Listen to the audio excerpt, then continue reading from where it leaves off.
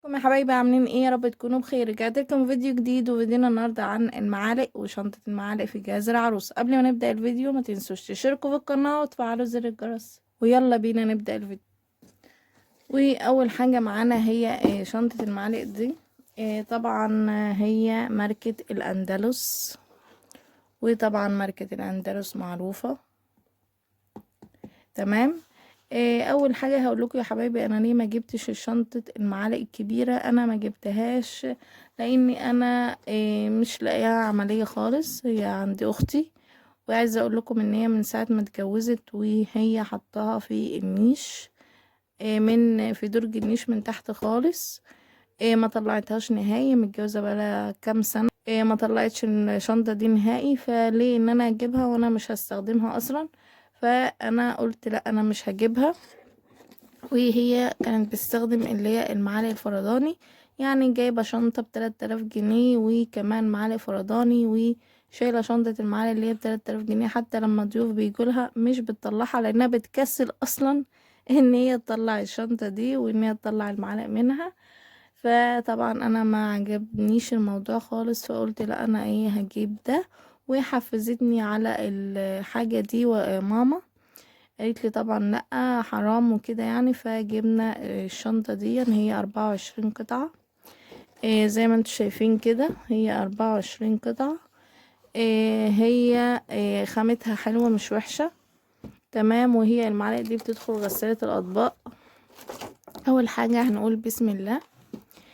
طبعا هي 6 معلقة كبيرة، 6 معلقة صغيرة، 6 شوكة كبيرة، 6 معلقة كبيرة كده، و6 شوكة صغيرة، يعني اللي هو اعذروني لو اتلخبطت.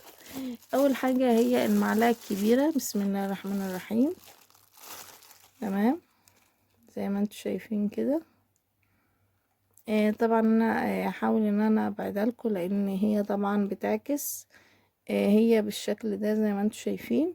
عايزه اقول لكم برضو ان انا وانا ببص على الختم بتاعها من ورا، هي مكتوب عليها ان هي ارشيا.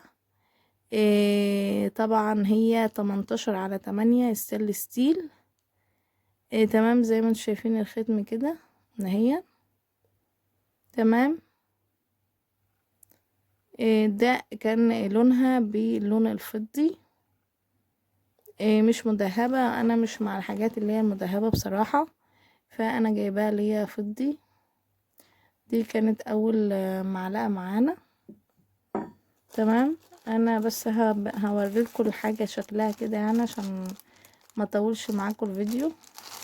دي تاني حاجة الشوكة بالشكل ده. هي طبعا شكلها اجمل من التصوير. والخامة بتاعتها جميلة برضو، مش يعني متينة ما شاء الله عليها. خامتها حلوة جدا. وباللون اللي هو الفضي ده. هي ما شاء الله فيها لمعة كده. تمام. دي المعلقة برضو.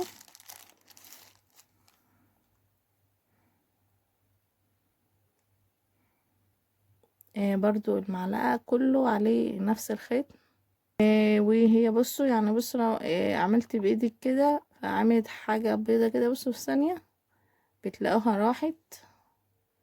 وهي فيها اللمعة دي زي ما انتوا شايفين. والشوكة برضو نفس الحكاية.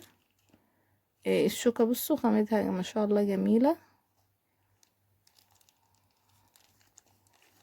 هي حاجة جميلة وتشرفك طبعا قدام ضيوفك وكده. مش حاجة يعني ايه، مش اي كلام ولا كده. وفي نفس الوقت ان هو برضو ان انا استخدمها، ان انا ما اركنهاش او عينها. تمام. دي كانت اول حاجة. طبعا هما 24 قطعة من كل حاجة. من كل حاجة 6 قطع. تمام. دي كانت اول حاجة معانا. تاني حاجة يا حبايبي، ماما جابت لي المعالق دي. بصوا انا هوريها لكم. هي جابتها لي كده فرداني بالشكل ده. هي عجبتها المعلقة دي. قالت لي ان هي ممكن تستخدميها، هي ما شاء الله كبيرة، ممكن تستخدميها كذا حاجة. تمام. هما 2 كده، وهي ما شاء الله عليها هي المعلقة تقيلة. زي ما انتوا شايفين كده، وهي فيها مدهب من هنا كده، مدهبة، ومكتوب عليها من ورا كراون 18/8 ميد ان شاينا، صنع في الصين. تمام. والمعلقة بالشكل ده زي ما انتوا شايفين كده، من هنا كده عريضة اهي، من هنا كده مختلفة عن دي، يعني شايفين الفرق باين اهو. تمام. هي جابت لي التلاتة دول كده ان هما يبقوا مختلفين كده في المعالق اللي عندي. تمام. انا معرفش برضو، يعني هي جابتهم لي كده وقالت لي ايه، انا دول جايبهم لك، شفتهم وعجبوني فجبتهم. إيه هما كده 3 مع بعض يعني. وكده جبت ايه تاني، جبت الطقم ده. إيه هو الطقم ده؟ إيه برضو معالق، هو 24 قطعة. تمام. إيه هفتحه لكم واوريكم برضو. بصوا يا حبايبي، هو الطقم ده مكون من 6 قطع، 6 معلقة، 6 شوكة، 6 معلقة، 6 شوكة صغيرين. تمام. اللي عجبني ان المعلقة دي شكلها مختلف عن المعالق التانية، يعني زي معلقة الايس كريم وكده، فانا جبته الطقم ده. تمام. انا هوريلكم المعالق بتاعتها حبايبي. اول معلقة اللي هي المعلقة الكبيرة، هي بالشكل ده. وعايزه اقول لكم ان نقشتها بسيطه ورقيقه، يعني ان انتوا ما تزهقوش منها. تمام. هي المعالق دي ممكن تحطها في المطبخ، هي السلستين طبعا.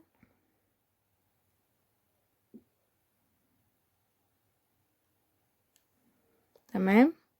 طبعا انت هتستخدمها في المطبخ برضو، خامتها تقيله مش خفيفه، وهي شكلها جميله. هتستخدميها طبعا في المطبخ استخدامك اليومي وكده. وممكن دي برضو تبقي تشيليها برضو لو في ضيوف وكده، ممكن تستخدميها اللي هي شنطة المعالق دي، على حسب برضو ايه راحتك. تمام. اوريكم بقى المعالق الصغيرة. طبعا المعالق الصغيرة هما 6 طبعا. دي بصوا اللي عجباني فيها انها عاملة زي معلقة الايس كريم كده، فان انا ممكن استخدمها كمعلقة ايس كريم. تمام. فهستخدمها طبعا، فيبقى شكلها مختلف وشكلها حلو غير المعالق التانية اللي عندي التقليدية، اللي هي العادية يعني، مش قصدي. زي ما انتم شايفين كده، طبعا هما منهم 6. تمام. يعني زي ما انتم شايفين هو من كل حاجة 6. المعالق دي 6. طبعا كل معلقة في كيس اهي. دول 6 معالق كبار. وايه تاني، بصوا 6 معالق كبار، 6 شوكة كبيرة، يعني زي ما انتم شايفين 6 شوكة كبيرة و6 شوكة صغيرة. وطبعا ال6 معالق الصغيرين. وده كان الطقم بتاعنا التاني. طبعا يا حبايبي الطقم ده زي نظام شنطة كده، بتتشال اهو، بتشيليها كده. تمام. هو طبعا هو شكله حلو وجميل، وخامته برضو حلوة مش وحشة. دول يا حبايبي كان العلبتين اللي انا جبتهم في جهازي. طبعا جبت بعد كده معالق فرداني. اول حاجة جبت المعالق دي، هما 6 معالق. جبت منهم 12 معلقة، عشان يبقى كله يبقى عندي 12 معلقة شكل واحد، عشان لو في عندي ضيوف ولا حاجة. هما زي ما انتم شايفين كده، ومعلش مش عارفة افتحهم لانهم متبرشمين، ولو فتحتهم هيتبهدلوا مني، والحاجة اصلا انا بعينها. وطبعا ما فيش كراتين عندي كتير وكده. وما عنديش دباسة ان انا ادبسهم تاني. بصوا اللي هو المعلقة وفيها خطين كده مذهبين زي ما انتم شايفين كده، وفيهم رسمة قلوب كده برضو، شكلهم جميل وشيك. زي ما انتم شايفين اهو. اتمنى برضو تقولوا رأيكم ايه. انا جايبة منهم 12، 6 و6. تمام. جبت ايه تاني يا حبايبي، جبت 12 شوكة كبيرة. زي ما انتم شايفين هما 12 شوكة كبيرة. طبعا برضو هما متدبسين كده، فان انا لو كان عندي دباسة والله انا كنت طلعتهم ووريتها لكم. بس برضو هي الشوكة خامتها حلوة مش وحشة. وطبعا هو استخدامك انتي الشخصي. استخدامك الشخصي. برضو ان انتي الميزة في ان انتي تجيبي الحاجات كده فرداني، ان انتي لو عجبك اي حاجة في المحل، مثلا في مول، في محل كبير، في هايبر، مش عارفة ايه، وعجبك اي طقم معالق انت هتشتريه. لكن انت لو انت جايبة اللي هي شنطة المعالق ام 3000 و4000 جنيه، وكل حاجة منها 12، فانت خلاص انت مقتصرة على الحاجة دي. وكمان انا بشوف عرايس كتير جايبة اللي هي شنطة المعالق الكبيرة، بتبقى حاجة و80 قطعة، وبرضو بتجيب معالق فرداني. فليه هي اصلا ما بتستخدموش المعالق دي؟ لان انا بجد يعني عند اختي ما استخدمتهاش، فحرام بجد. وانا برضو شايفة اللي انا جايباه ده برضو كتير مش قليل يعني، وان احنا مش هنستخدم المعالق دي كلها. بس طبعا العروسة لازم تجيب طبعا بوفر عندها، بالذات في المعالق، لان المعالق من الحاجات اللي هي بتضيع. بتلاقيها بتضيع مش تعرفيش ازاي. فادي ال12 شوكة. تمام. جبت برضو يا حبايبي، ماما كانت جايبالي ال12 معلقة دول.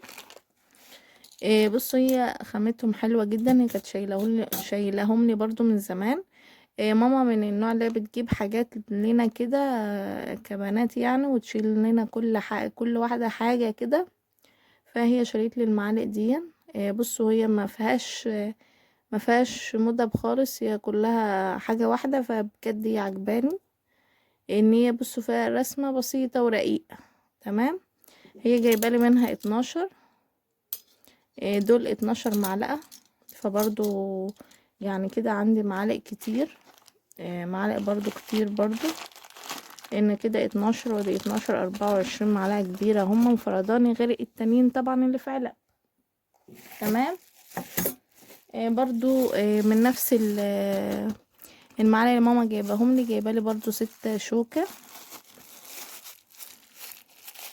يا ماما مش مكترة في الشوك، عشان شايفة ان مش استخدامنا للشوك بيبقى بسيط، خصوصا الشوك الكبيرة بيبقى استخدامنا لها بسيط جدا، مش زي الشوك الصغيرة او المعالق الصغيرة. فانا جايبالي منهم 6 زي ما انتوا شايفين كده، برضو نفس الرسمة. جبت برضو يا حبايبي، جبت 12 معلقة، 12 معلقة صغيرين زي ما انتوا شايفين هما دول 12 معلقة. تمام. برضو هما متبرشمين، انا مش هعرف اطلعهم للأسف. دول 12 معلقة هما. اتمنى تكون ظاهرة لكم. تمام. طبعا انا ناقص لي ايه؟ ناقص لي الشوك الصغيره. كانت عند الراجل شوك، بس كانت الخامه بتاعتها رقيقه جدا، فانا مسكتها حسيت ان هي ممكن تتقطم، فقلت له لا. فقال لي ان هو هيجيب شوك تانية وكده، خامتهم احسن وانضف. بس انا من بعدها ما روحتش المحل يعني وكده لظروف، فكنت هجيبهم واصور لكم الفيديو مره واحده، فقلت يعني انا بقى اجيبهم بعد كده وابقى اوريهولكم بعد كده في اي فيديو تاني يعني وكده. تمام يا حبايبي. عايزه اقول لكم ان برضو ماما كانت جايبه لي المعلقتين دول. معرفش يا ماما بتحب كده اما تشوف معالق وكده تجيب لي معالق كده. كانت جايبه لي المعلقتين دول، بس هما شكلهم كده حلو وشيك. جايبهم لي بحيث ان انا مثلا ايه، لو عندي طقم فناجيل، طقم مجات شاي اللي هي الفرداني، الحاجات دي ان انا استخدمه فيها. فجايبه لي المعلقتين دول. جبت ايه تاني يا حبايبي؟ جبت المعالق الكوكتيل دي. هي معلقه بتبقى بصوا من هنا كده رفيعه، وبتبقى الايد بتاعتها طويله بالشكل ده. تمام. زي ما انتوا شايفين هما 3 معالق، انا جبت منهم كارتين، الكارت فيه 3، يبقى كده انا عندي 6 معالق كوكتيل. هما كانوا عاملين 100 وي، ال6 كانوا عاملين 100 وي. فانتوا برضو قولوا رأيكم ايه. هما ستانلس ستيل زي ما انتوا شايفين كده اهما. انا كنت فاتحه الله وشفت فيه معالق تانية كوكتيل برضو، بس شكلها مختلف وشكلها رقيق جدا عن دول، بس انا كنت جبت دول يعني، فكان عجبني ان انا كنت عايزه اجيبهم. بس انا كنت اشتريت حاجات تانية وما كانش معايا فلوس ان انا اجيبهم. بس لما رحت تاني عشان اجيبهم للاسف لقيتهم ايه خلصوا وكده، فما جبتهمش. مع اني زعلت جدا ان انا ما لقيتش المعالق دي، وانا لقيتها خلصت. دول 6 معالق كوكتيل. طبعا تستخدموهم للفناجيل الكبيرة والحاجات الكبيرة. ايس كريم، طبعا سلطة فواكه، الحاجات اللي انت بتستخدميها تبع الحلويات وكده. تمام. برضو قولولي رأيكم ايه. جبت برضه يا حبايبي، جبت المعالق الخشب دي. طبعا المعالق الخشب دي ممكن تستخدميها للأطفال، ممكن تستخدميها للتوابل، ممكن تستخدميها للعسل، ممكن تستخدميها لحاجات كتير. هما دول 6 معالق كانوا عاملين 18 جنيه اهون. هو مكتوب عليهم السعر فعشان كده انا قلته. بعتذر يا جماعة عن صوتي وعن ان انا بسكت شوية كده، معلش اعذروني غصب عني والله. بصوا هي المعلقة برضو خامتها حلوة مش وحشة. بصوا خامتها حلوة جدا اهي ما شاء الله عليها، ولها استخدامات كتير المعالق الخشب ده. بس اتمنى ان انتوا ما تكتروش في المعالق الخشب دي، يعني تجيبوا الكمية دي بس، انا نجيبوا 6 معالق بس، ما تكتروش عن كده. تمام. جبت ايه تاني يا حبايبي؟ جبت طقم المعالق ده. طقم المعالق ده هو مش طقم معالق، هو زي شوكة ومعلقة ومغرفة. تمام. الشوكة والمعلقة والمغرفة دول يا حبايبي دول بيستخدموا له السفرة. لو انت عندك ضيوف ولا حاجة، انت عندك ضيوف وكده، وانت للأسف ان انت عايزة تغرفي الاكل وكده، فانت ما بتطلعيش طقم التوزيع اللي عندك في المطبخ عشان تغرفي بيه، لا. هو طقم الطقم الغرف ده طبعا ما بقاش فيه هنا خرم زي الطقم التوزيع التاني، لا هو ما بقاش فيه اي حاجة خالص كده، بقاش فيه خرم ولا حاجة. هو بتحط، ممكن تحطيه عندك في النيش او كده وتستخدموه مع مثلا عندك ضيوف وكده، بتغسليهم طبعا وتحطهم على السفرة وتغرفي بهم الاكل. هو بيبقوا مخصصين بس لغرف الاكل على السفرة فقط لا غير. يعني ان انت ما بتستخدمهمش يعني بتسيبي طقم التوزيع بتاع المطبخ للمطبخ، والطقم ده بتستخدميه للسفرة. تمام. الطقم ده هو السال ستيل وشكله جميل جدا، وانصحكم ان انت تجيبوه عشان يبقى فيه فرق بين الطقم اللي هو بتستخدميه تغرفي بيه للضيوف بره، وطقم التوزيع طبعا اللي بتستخدميه في المطبخ. تمام يا حبايبي. ده طبعا هو بيبقى الحجم بتاعهم اقل من حجم طقم التوزيع اللي في المطبخ. يعني الشوكة بيبقى حجمها كبير بس مش نفس الحجم اللي هو اللي في طقم التوزيع، بيبقى حجمه قليل شوية. تمام. وما فيهوش الخرم طبعا اللي بتعلقي منه، ما بقاش فيه الحاجات دي. تمام. طبعا انا مش هعرف اطلعه لكم للاسف لان هو متبرشم كده. هو شوكة ومعلقة ومغرفة زي ما انتم شايفين كده. ده كان فيديو المعالق دي، انواع المعالق اللي بتجيبها العروسة في جهازها. اتمنى ان انا اكون افدتكم يا حبايبي، اتمنى ان انتم ما تكتروش في المعالق، ونصيحة ان انتم ما تجيبوش شنطة المعالق اللي هي الكبيرة اللي هي ب3000 و4000 و6000، لان بجد ان هي بتتجاب وتتركن وفلوس بتترمى على الارض وخلاص. وطبعا في الاول وفي الاخر دي حاجة ترجع لكم، وكل واحد بيجيب اللي هو عايزه، كل واحد على حسب ظروفه وامكانياته وعلى حسب ذوقه. واتمنى يكون الفيديو عجبكم، ما تنسوش تشتركوا في القناة اللي لسه ما اشتركش، وتفعلوا زر الجرس عشان توصل لكم فيديوهات الجديدة اول باول. اشوفكم على خير فيديو جديد. باي باي.